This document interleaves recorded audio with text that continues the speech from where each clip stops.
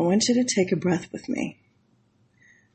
Because today, we're talking about something that is really practical, but quietly shapes every single part of your day. The cost of not fueling yourself well. I'm not talking about the financial cost. I'm talking about the human cost. The cost to your energy, your mood, your cravings, your patience, your ability to think clearly, and your ability to show up for your life in the way that you want to. This isn't about a picture-perfect meal prep hack. This is about capacity. This is about the version of you that has to keep going, even when the day doesn't care how tired you are. Each day in your health journey, you are faced with a choice. Fuel your body like it's a 1989 Hyundai with 300,000 miles on it, or treat your body like the brand new Bentley that it is. The fuel that you choose to give your body can make all the difference on a day when the demands pile up, you have 15 errands to run, it's your bench day, and you hardly have a moment to glance in the mirror long enough to see your image. Let me take you into a moment that you might recognize. There was a Sunday afternoon when I was putting together all my prep work so I could be ready for the week. Everything was planned. I prepped the basics. I lined up all my little containers like a little army of good intentions. I felt organized, capable, and unstoppable. And then I started my week. And Wednesday arrived. What is it about Wednesday? My workday got complicated. I ran my first job into the second one. My daughter had to be somewhere, and a wave of exhaustion just hit me harder than expected. Suddenly, all those perfect containers didn't feel supportive anymore. They felt like pressure. They felt like one other thing that I was just going to fail at today. And in that moment, I didn't reach for that meal I had prepped. I reached for the thing that was the fastest and easiest and whatever required the least amount of energy from me. Whatever it was that would get me through to the next hour. That was the moment that something clicked. The problem wasn't the meal prep. The problem was that I was relying on a system that assumed that my week would go exactly as planned. And when it didn't, which honestly happens a lot, I paid the price. My body paid, my brain and my mood paid, and my future self paid. This is the real cost of not having a fueling strategy. And I'm not talking about the perfect prep. I mean a strategy. You know, Coach Val says if you fail to plan, then you plan to fail. Because fueling well isn't an optional task. Fueling is the foundation of your energy, your mood, your stress tolerance, your sleep, your strength, your ability to show up for the people you love. That is why meal strategy matters. Not because you need to have some kind of magic picture that you think you need in your life, but because your body needs support to function when you have a busy life. And when you don't have that support, everything gets harder. Not because you're doing it wrong, but because your biology is trying to run some kind of marathon day on fumes. So today, we're going to talk about what a real fueling strategy looks like. One that works on the days when life is smooth and when the days that life falls apart.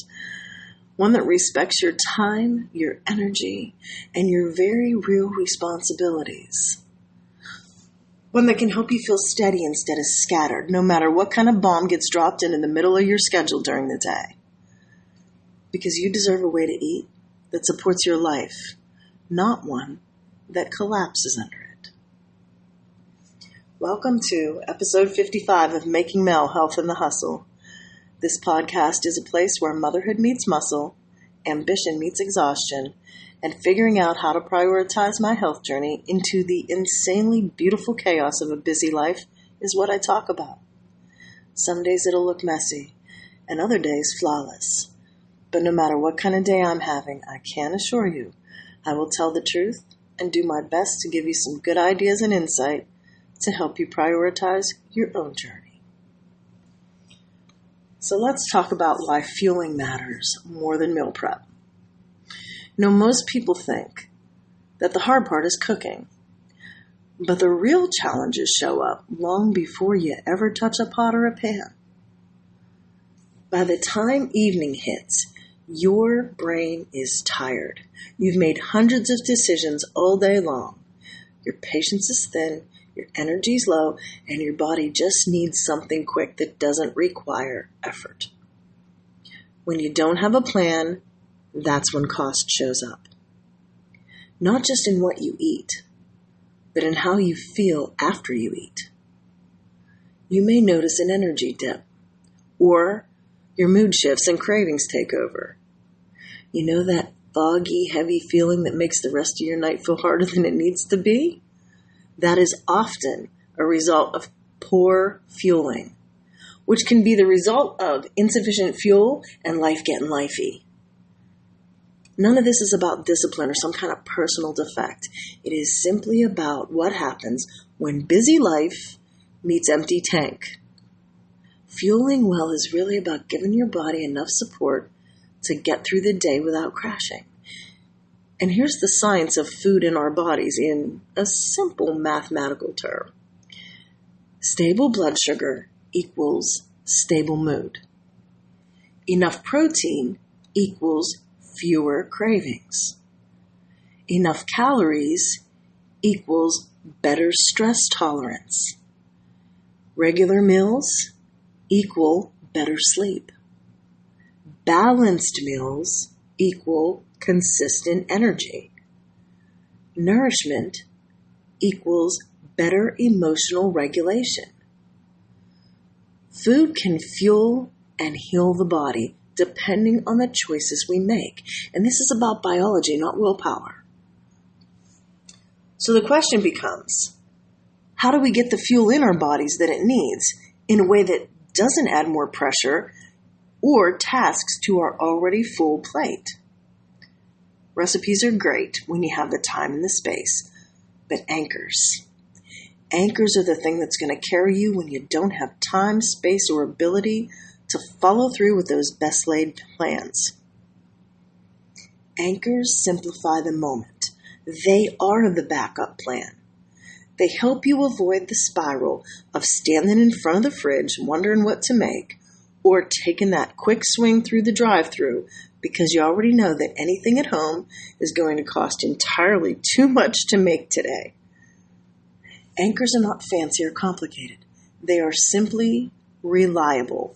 And reliability is what keeps you from slipping into that crash and crave cycle. So let's break them down. For me, there are 3 primary anchors: protein, produce, and convenience. Now the protein anchor. Protein's the part of the meal that actually keeps you going. It's not about just building muscle, though hanging on to your muscle is really important as you get older. Protein helps to steady your energy. It helps you stay full longer, supports your muscles, metabolism, and your focus. Things that can be really quick and easy and ready in a moment are rotisserie chicken, turkey meatballs, canned tuna or salmon, frozen shrimp, or pre-cooked lentils, tofu, eggs. If you need some good ideas for working protein into your meals, or you just want to know more about nutrition in general, eatingwell.com is one of my favorite sites to visit. They have recipes as well as tons of information that can help you better understand nutrition and find options for any meal on the planet. The second anchor is the produce anchor. Produce adds fiber, hydration, nutrients, and of course, y'all know I love eating that rainbow. That helps with your digestion, your mood, and your stress response. And it doesn't need to be fancy. It just needs to be easy to grab and ready to go. On the busiest of days, easy and grounded is what we need, and that is the strength in having these anchors in the first place. Making sure those alternatives are available that you can grab and have a meal ready in 5 minutes or less. And the faster the alternative, the better. And when you use produce, it's way more nutritious. Focus on those pre-washed greens or baby carrots or cherry tomatoes. Frozen vegetables are one of my favorite things to use. The nutrition is there and they are super easy to make. Apples, berries, grapes, all of those things. Make sure you have them available and ready to go in the house. The third anchor is the convenience anchor.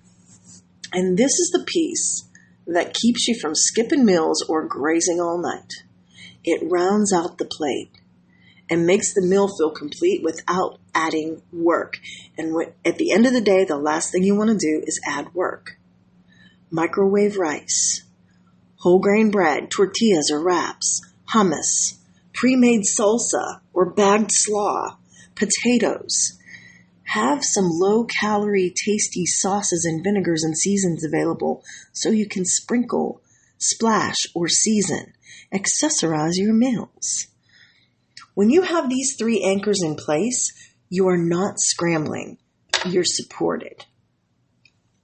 Then there's always the 5-ingredient power meal. This is another alternative for busy days. This rule exists because most people cannot do complicated steps at the end of the day or even in a busy morning when everything's going crazy.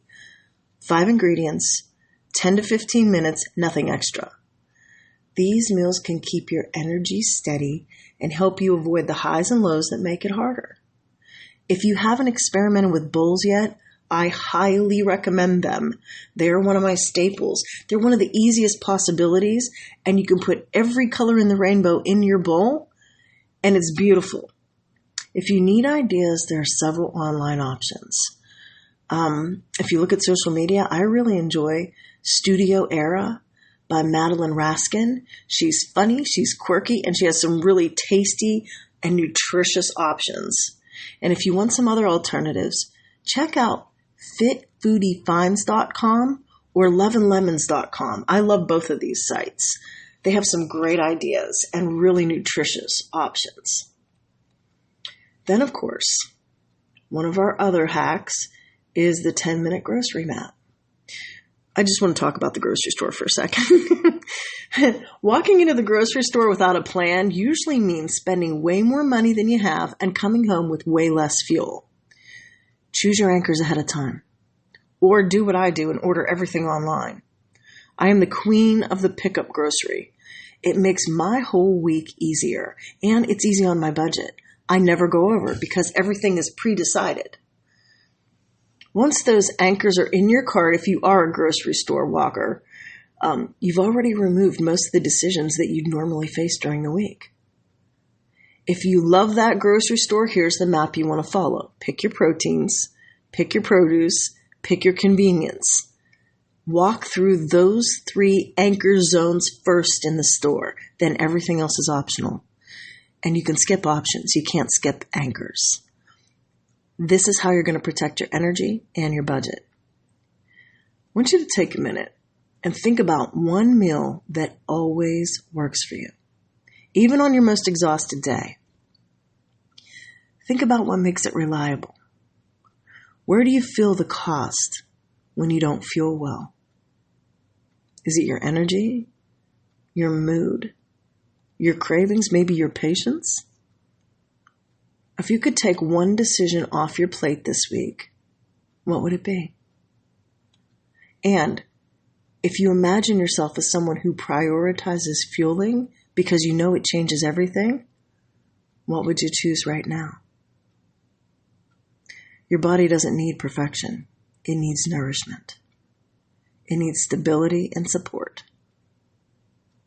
As we come to a close today, I just want to reiterate that you don't need a perfect plan. You just need a supportive one. A way of fueling yourself that respects your real life. There is a definite cost of running on an empty tank or insufficient fumes. Choose good fuel and nourishment because it helps your body function well and it makes you feel good. Use your anchors to make the rest of the week easier. And this week, choose that 1 5-ingredient power meal. Make it your go-to on the days when everything else feels like too much. Not because you should, but because your body deserves that support. Remember to eat the rainbow and skip the Skittles.